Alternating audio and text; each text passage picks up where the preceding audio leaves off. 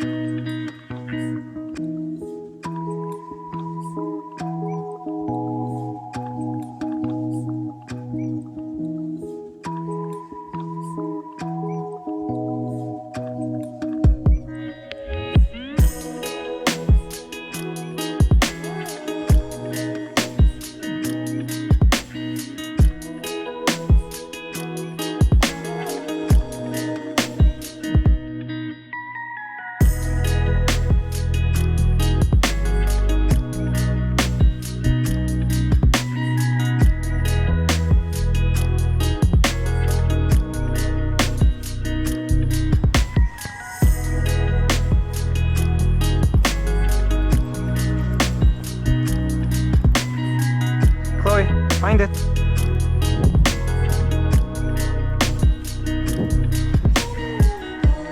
She's getting a little distracted from me. Oh, good. This is why, if you notice there, as soon as I started speaking, as soon as I started talking, she started engaging with me.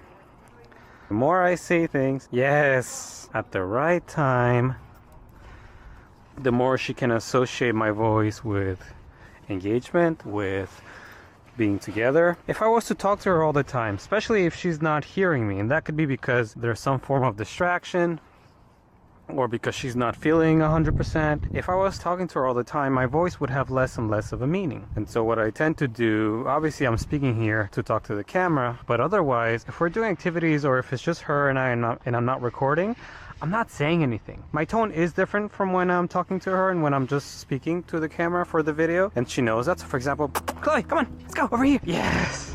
And I will use the leash, especially when she's distracted by things, to make sure that it does happen. But then it's a combination of the leash, my voice, all happening at the same time, but only when I know that the association is that she's going to engage with me as a result. Otherwise, I'm not speaking to her a whole lot. If I did, it would be great, it'd be nice, nothing wrong with that. But I really rather save my voice as the ultimate treat that when she hears, she goes, hey, were you talking to me? Are you speaking to me? Am I supposed to engage with you right now? What should I do? And that's the starter to our conversation. But otherwise, if I'm not recording, I really save it for moments where she can really engage with me and we can be with one another and really communicate with one another. And I want her to really see my voice as something that's really valuable, not just something that I use all the time. Yeah.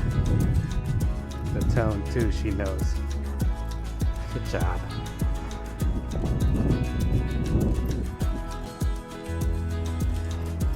We're always observant of our environment. And anytime where I feel like she's a little distracted from me, like earlier as I was starting to talk, anytime where I feel like she may be a bit distracted, I can always pause, just like I'm doing now, and reinforce. She's not distracted right now, which is great, but if ever I feel like she is, let's walk a bit more. Maybe she'll get distracted here. She's not distracted, but just to do the demo, I'm gonna stop. There, she stopped and I reinforced that. And I did all that without even speaking to her. That's because we've spent so much time together that she knows that whenever I pause, it's a conversation starter for her to then engage with me. So I'm gonna stop here. There you go. There's a little bit of a question mark from her to me. I would like for her to give me a bit more. So you see her body language is facing that way. So I'm going to wait a bit more. There's nothing in the horizon that could distract her too much. So I'm just going to wait. There, that's a bit better. I'm going to reward that progress. She gave me a bit more of her attention this time. She turned more towards me. So I reinforced that. But for now, I'm just going to let her sniff. We just got here, so I'm going to let her explore. I'm also mindful for distractions that we can work through, but otherwise, she walks perfectly.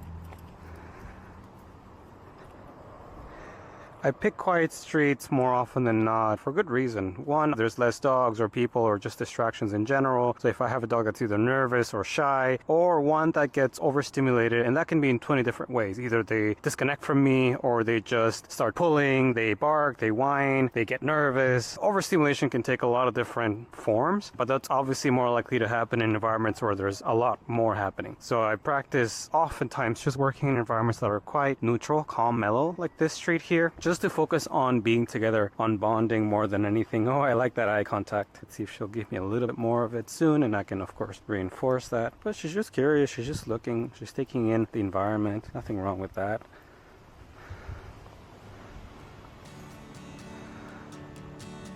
It's also why I like walking in neutral settings or in very calm environments where she doesn't have to worry about anything, just enjoy being there, being herself, just taking everything in without having to always have to make choices, always have to react or do things or think. I just want her to be.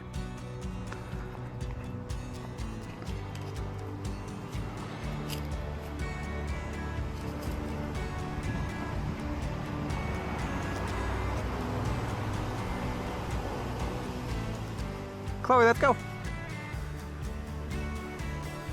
If you have a reactive dog, and that can be due to nervousness, stress, sensitivity, fearfulness, 20 different reasons. But if you have a dog that deals with feelings in a reactive way, especially towards other dogs or even people, I'm always looking at 50 feet ahead of me, at least 50 feet. And in a lot of cases, mostly because I'll work with small dogs in my area, what I can do is just pick them up at that point or walk in a different direction. So I'm always scanning, I'm always looking to give myself enough time and space to either maybe even just walk away or walk in a close enough direction where my dog is able to make the choice to not engage with whatever that trigger is. But otherwise, if I see something that's too difficult, I will pick them up or we'll take some space. That requires me to keep an eye out. So I'm always looking at least 30, 40, 50 feet away. Sometimes things will still sneak up on us, and we take that into account when we're looking at the behavior or what happened or what we could have done better. If something sneaks upon you, then that's fine. Just call it a day. It probably startled you. It startled your dog as well. And that's obviously something we can understand if we get some kind of reaction due to that. But otherwise, if you're scanning your environment, you should be able to then really make choices that are going to make it easier for your dog to make choices that you're both happy with. So I'm always keeping an eye out at what's going on around us.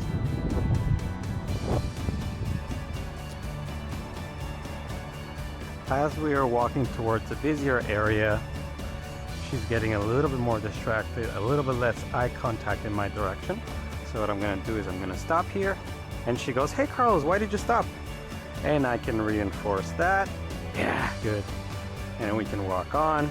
And there, just doing that alone gets her to disengage. Oftentimes our dogs, out of past behaviors or out of habit, will fall or default to a certain behavior, whether it's in response to something or not, and they require a reminder, something that lets them know you've got other choices that you can do. Just now, for example, she's staring at the lady that's passing by. I'm going to help Chloe walk away, and I'm going to get her to re-engage in a game. Here. For whatever reason she cares enough to focus, I'd rather show her there's something else that you can do. We can get to the point where our dogs are doing that on their own, but when it feels like they just can't or it's a little bit harder, why not help them? See, all of a sudden she doesn't care about the lady that's walking by anymore because I provided her with something else to do, and that's always easier for dogs to do as opposed to just not doing what you don't want them to. So instead of me telling her to not bark, to not focus, I'm having her do something else instead, and that makes it far easier for her. Chloe, let's go!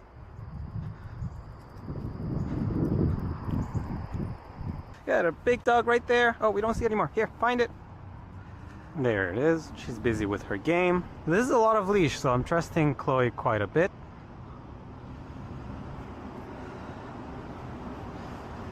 There she comes towards me. I'm ready to step on the leash if I need to, just so that she can't get too close to a dog. We also don't want to worry anybody. Do you see the dog? She thinks I tossed something. There, she saw the dog and she came back to me. Beautiful! And the dog is going away. Are you gonna try to catch up with the husky? Or you'd rather engage with me? Yeah, go find it. She'd rather do her activities. So I see there she's focusing on a dog, so I just stopped walking. And instead I'm gonna start taking space. There we go.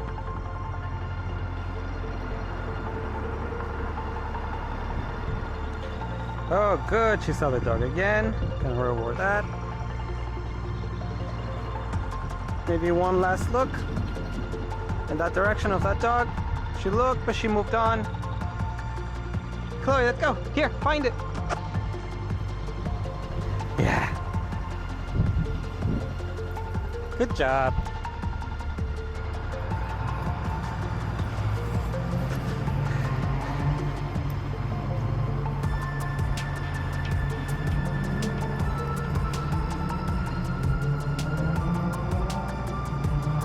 We got a couple dogs over there.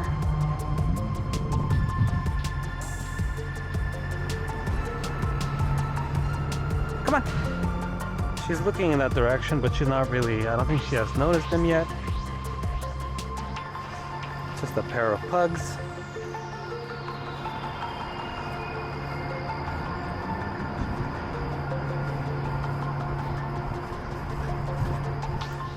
Have you noticed them yet?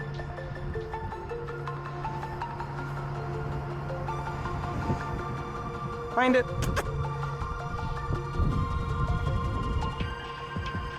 I think she has noticed them, but they're not really moving, so she might not care as much. So just in case I've gotten her to do something else, this is gonna be a different find for her. It's a different area. There, I think she noticed them. Normally she'll look at them for a little bit longer. There, they're moving. Yes, good job. Here's an easy one. Find it. They're walking away. Come on. Her ears are back. She's not too focused. Beautiful. We're gonna walk past the pugs. Yeah. Good job. Yeah, you looked at them. She's not caring too much.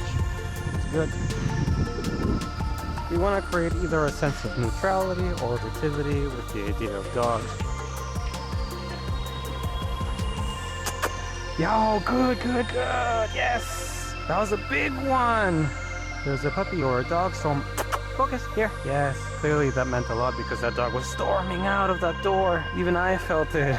And now we hear it. Find it. They're going to walk in that direction. Perfect. They were coming out hot. Yeah. Big difference between that and how she felt towards the pugs. The way the pugs were walking was very mellow, very calm, very relaxed. Whereas the way the Dachshund was coming out was with a lot of energy. Here, find it. So there's a dog behind us. I want her to engage. There you go. But then disengage from it. Here. We haven't used this in a while. Today she's not feeling herself that much, so that's why she's not going to care a whole lot about a toy, and that's fine. That's why I've been using mostly food to reinforce. There, she looked back. There's a dog behind her. There's now one in front of her. She's a little focused. Yes. I might be carrying her soon because we might be getting sandwiched. This is a busier area. There, she's refocusing a little too much on the dogs. I know. Yep, I see it coming. Come on. Yeah, you're ready for a good break. Come on. I know. Let's go. Ready for a break. With that Dachshund coming out the way he was, that was enough to worry my friend here. And then anything afterwards, that dog, the one behind us, is going to be too much. So we take a break, make things a little easier for her, get her to unwind, decompress just a little bit. Why not? Hey, no, you're doing your best. Dogs mean a lot to her, so it's hard for her to disengage, even in my arms. You see her ears still perk up, she's looking for the dog. It matters a lot. So when I know that, one, today she's not feeling 100%, two, she's been going through a few things just now with other dogs where she's been doing well, the best thing I can do is just keep making things easy for her, rather than just adding, and trigger stacking her. I don't want to do that. I want to keep things easy and prevent them from escalating as much as I can. When it feels too hard, it likely is, so then we just hit the abort button, give her a break, and then we can restart later. Especially in a busier area, for sure.